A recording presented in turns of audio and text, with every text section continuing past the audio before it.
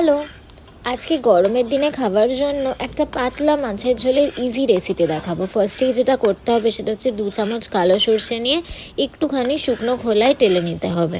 যখন দেখবে সর্ষেগুলো নিজে থেকেই ফুটফুট করে লাফাচ্ছে তখন গ্যাসের ফ্লেমটা অফ করে দিয়ে আরেকটু কিছুক্ষণ নাড়িয়ে নেবে। খুব বেশিক্ষণ ভাজবে না, যখন ফুটফুট করে লাফানো শুরু হয়ে যাবে তখনই গ্যাসের ফ্লেমটা অফ করে দেবে। আর নাড়াতে থাকবে কিন্তু, নইলে তলার দিকেরগুলো একটু বেশি পুড়ে যাবে।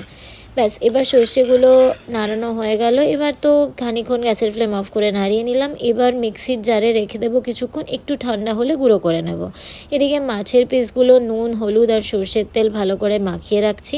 কিছুক্ষণ মাখিয়ে রাখার পর এগুলো ধীরে ধীরে ভেজে নেব। খুব কড়া করে ভাজার দরকার নেই, নর্মালি ভেজে নেব। জ্যান্ত মাছ হলে কিন্তু ঝোলে আরও ভালো টেস্ট আসবে। তো মাছগুলো ভালো করে ম্যারিনেট করে নেব। আর এই ঝোলে কোনো রকম মশলা আর এক্সট্রা ইউজ হবে না। ওই যে সর্ষে গুঁড়ো বানিয়ে নেব আমরা, ওটাই কিন্তু এটার ফাইনাল মশলা। আর সেরকম কোনো মশলাই ইউজ হবে না। গরমকালে খাওয়ার জন্য একদম বেস্ট গরম ভাতে পাতলা ঝোল। দিয়ে এক এক করে মাছগুলো এভাবে ভেজে নিলাম। খুব বেশি কড়া করে ভাজবো না। তারপর মাছগুলো তুলে রেখে এই যা তেল দিয়েছি এতেই পুরো ঝোলটা রান্না করে নেব।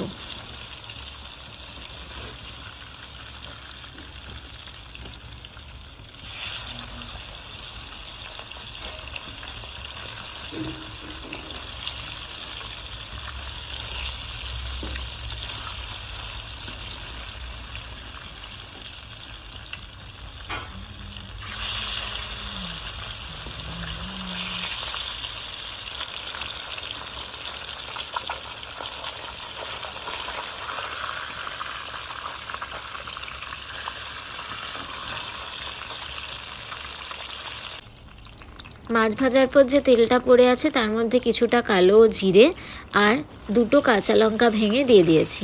খানিকক্ষণ ফোড়নটা নাড়িয়ে চাড়িয়ে নেব। তারপর একটু নুন আর একটু হলুদ অ্যাড করে দেবো এর মধ্যে।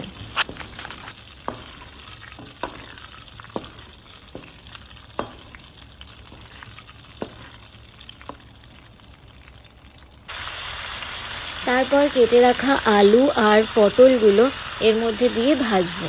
কিছুক্ষণ হাই ফ্লেমে ভেজে তারপর আমি ফ্লেমটা কমিয়ে ঢেকে রেখেছিলাম, যাতে পটল আলুগুলো একটু নরম হয়ে যায়, সেই জন্য। এবার তোমরা যদি সবজি দিয়ে খেতে পছন্দ না করো তাহলে শুধু আলুও দিতে পারো, আবার আলু পটল কিছু ছাড়াও করতে পারো। অনেকে ভাতের সাথে খাওয়ার সময় একটু সবজির দরকার পড়ে, সেই জন্য এগুলো দেওয়া। এদিকে দেখো সর্ষেগুলোকে গুঁড়ো করে নিয়েছি, ভালো করে মিহি পেস্ট করে নিয়েছি। মাছগুলোও ভাজা হয়ে গেছে। আর ওদিকে আমরা যে আলু পটলটা ভাজছিলাম সেগুলোকে একটু ঢেকে রেখে রেখে ভেজে নিয়েছি, মোটামুটি নরম হয়ে এসছে। এবার আমরা জল দিয়ে দেবো।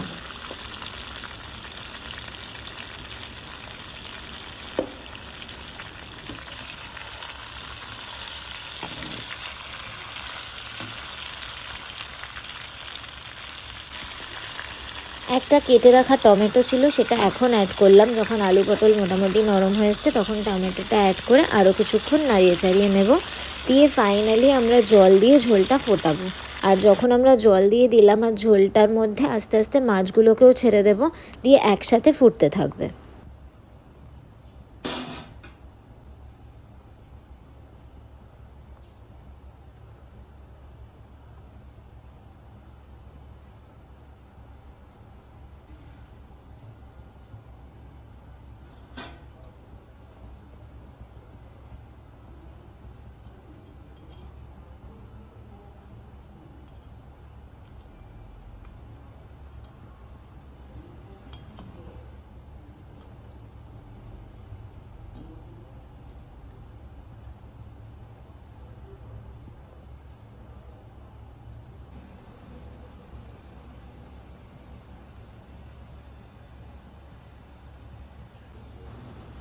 দেখো অল্প অল্প ফোটা শুরু করেছে। আমরা যতটা মশলা গুঁড়ো করে রেখেছিলাম, 2 চামচ সর্ষেকে টেলে সেটাকে পুরোটা গুঁড়ো করে ফেলেছিলাম, পুরোটাই এই ঝোলের মধ্যে আমরা এখন অ্যাড করে দেব। দিয়ে ফোটাতে থাকবো। কিছুক্ষণ ফোটার পরে দেখবে সবজিগুলো ভালো করে সেদ্ধ হয়ে গেছে কিনা। তারপরে ফাইনালি অ্যাড করবে হচ্ছে 2টো কাঁচা লঙ্কা ভেঙে দেবে আর কিছুটা ধনেপাতা কুচি ধনেপাতা এর ওপর দিয়ে দেবে, দিয়ে আর 1 মিনিট মতো বড়জোর ফোটাবে, তারপর গ্যাস অফ করে ঢেকে রেখে দেবে। গরম ভাতে কিন্তু খেতে দুর্দান্ত লাগে। এটা হলো কাসন পোড়া মাছের ঝোল।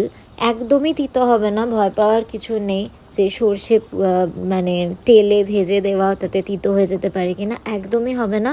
আর দুর্দান্ত স্বাদ হয় কিন্তু। খেয়ে জানিও কেমন লাগলো।